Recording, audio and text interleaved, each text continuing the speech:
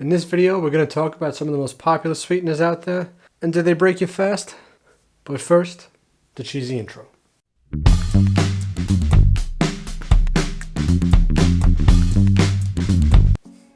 Alright guys, welcome back. If you don't know me, my name's TK.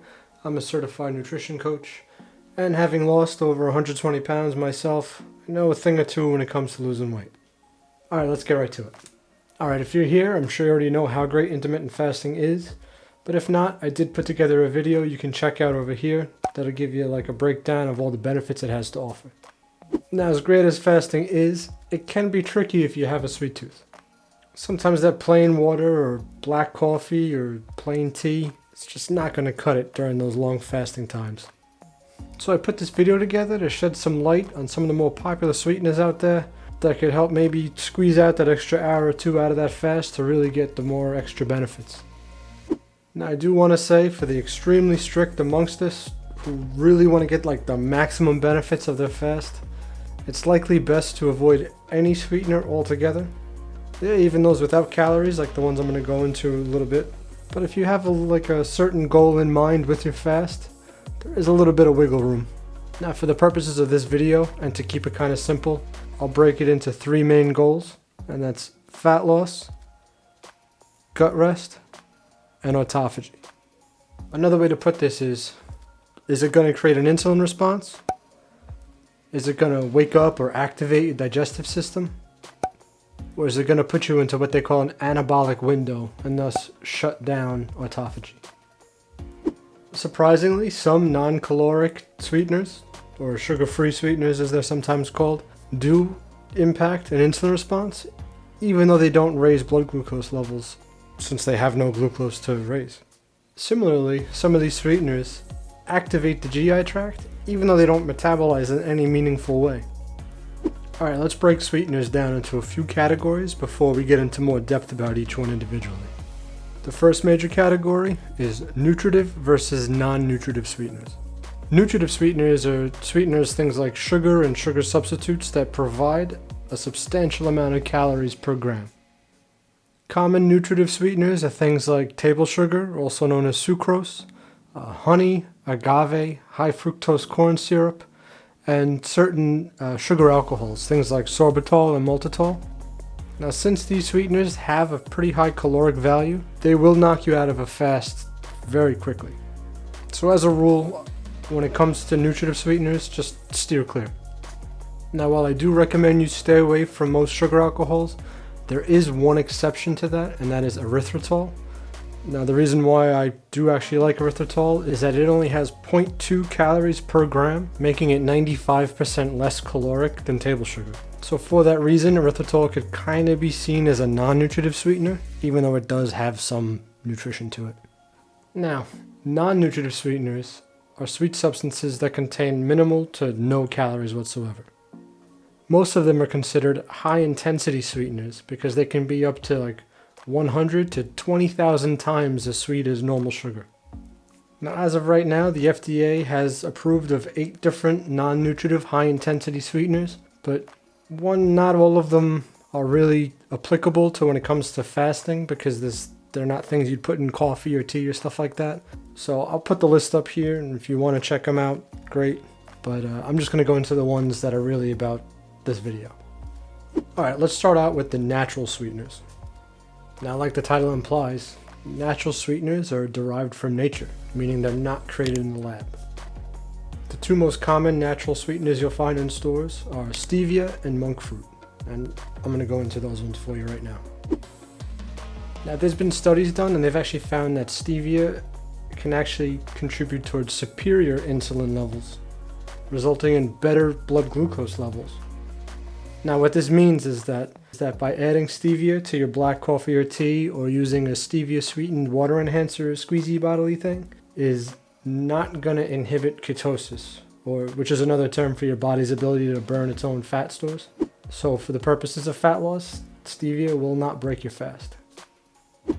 Now also, stevia is not digested or absorbed in the GI tract, which means it's just passed right through, or it'll actually be broken down in the colon, but for the purposes of like gut rest and stuff, that's not really important.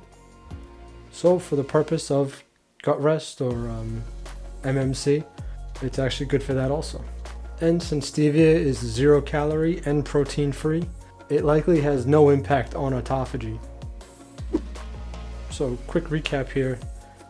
At least in my opinion, I think stevia is your best bet when it comes to adding some type of sweetener for fasting. Alright, next up, monk fruit. Now like stevia, monk fruit has no calories or carbohydrates in it or anything like that. But unlike stevia, monk fruit might create an insulin response in certain people. Now what this means is using monk fruit might temporarily knock you out of fat burning mode, albeit though it's going to be a much shorter time than using a nutritive sweetener. Now monk fruit may have an impact on gut rest as well. In one study it was found that absorption was limited but did occur. Now I do want to point out that this study was done on mice, so it's as of right now unclear how much it does affect humans, but still I just wanted to put that in there. But again, maybe be a little wary if your primary goal for fasting is for gut rest. Now one of the really positive things about monk fruit is that since it's primarily made of antioxidants, it can actually boost the effects of autophagy. So what I take away from monk fruit is that while it's not the best option out there, it's still much better by far than any of the nutritive sweeteners that I kind of touched on earlier. Alright, let's move on to sugar alcohols. Now sugar alcohols can be found in nature or produced synthetically in an industrial capacity. Now they have a chemical structure similar to sugar and alcohol, but they're actually neither. So they metabolize in a completely unique way. The two most common sugar alcohols are erythritol and xylitol, and I'm going to get into them right now. Alright, the first one is erythritol. Erythritol only provides about 1/4 of a calorie per gram, so the caloric contribution is pretty much negligible and it doesn't really interrupt the fat burning process. However, surprisingly, despite its low calorie content, it does activate the GI tract. Now research is very limited on erythritol's impact on autophagy, but again, since it's low calorie and has no protein, I can assume that it really doesn't affect autophagy. Alright, quick summary as far as erythritol is concerned. After stevia, in my opinion, erythritol is the best sweetener to use during a fast. Alright, next up, xylitol. Ingestion of this sugar alcohol has shown some, albeit small, insulin response after consumption. In some studies, it's shown up to 25% of that of normal glucose. I do want to point out though that xylitol's most common place it's found in is things like sugar-free gum, which has such a small amount of xylitol per piece that it's likely negligible. Now like erythritol, xylitol does activate the GI tract, so in general sugar alcohols are not a great option if you're looking to fast for gut rest purposes. And again, as far as xylitol is concerned, you're most likely taking such small amounts of it that it's not going to interrupt autophagy. So my basic takeaway for xylitol is that if having that stick of gum is going to help you get that extra hour or two out of your fast, have the damn stick of gum. Okay, now let's talk about the bad boys of sugar-free, the artificial sweeteners. Artificial sweeteners are, as the name implies, sugar-free alternatives that were created synthetically in labs. Now they've been a hot topic of debate for decades now in the nutritional world on whether or not there's implications on your overall health, but for now, I'd recommend you just stay away from them altogether. But in terms of whether or not they break your fast, well, that's a little more complicated.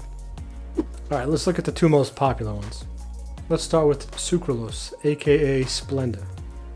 Despite actually being calorie-free, sucralose will have a negative impact on insulin response and fat burning. Sucralose is derived from sucrose, aka table sugar, but it has a different chemical structure, so the body doesn't recognize it as a carbohydrate. What this means is that the body doesn't break it down to use as energy.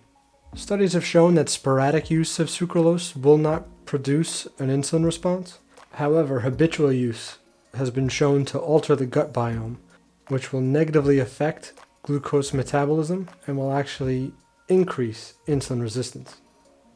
I'd also like to point out that since it alters the gut biome, this by far has the most negative impact on gut health as any other sweetener on the list. Now, research is very limited in terms of autophagy for sucralose, but again, since it's not a protein and it's not metabolized for energy, it likely has very little effect on autophagy. But to do a quick recap, for the sake of fasting and just overall health, I strongly recommend you stay away from sucralose.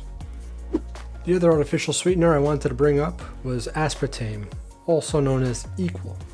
You know, I was actually pretty surprised when I found out that aspartame, which is the sweetener of choice for pretty much every diet soda out there, is actually made up of amino acids.